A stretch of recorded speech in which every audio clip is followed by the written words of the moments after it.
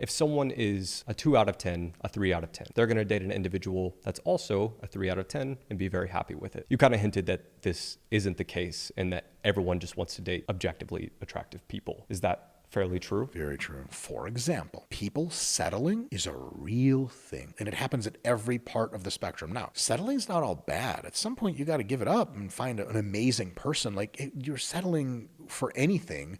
As soon as you find a burger at the burger restaurant you like and you order it, you've settled for it. And as soon as you see like the chicken sandwich, you're like, oh, I should have got that, but they're already frying the burger. Like, okay, fine. It was next time you get the chicken sandwich. No problem. There are types of settling that are obviously settling and people aren't loving it.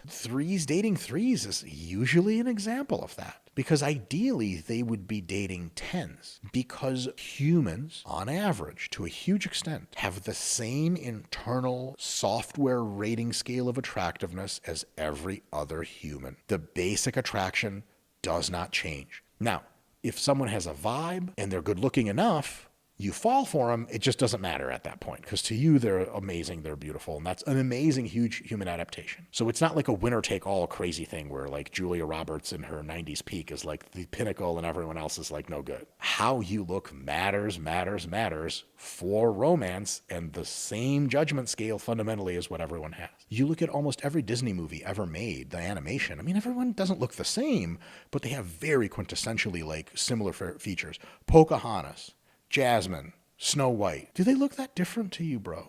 They all got the big eyes and little nose and all the other, 70-30 ratios and everything. That's a real thing. And so because all humans have that baked in fundamentally in our neural architecture, like there are very few humans who will walk down the street and a dog bares teeth at them and they won't be like this. It's literally genetic program for you to be like, holy crap. And there are very few people that will take someone who almost everyone else says is a 10 and rank them a 1 and rank the almost everyone says they're a 1, rank them a 10. It almost never happens, including, and this is super important, inside the minds of those 10s and 1s. And so while it's possible to be a 10 and really not like how you look, imagine if you had the same genetics and cultural upbringing that made you not super big fan of how you look, but you were in the body and face of a 1. We're talking about clinical depression at that point.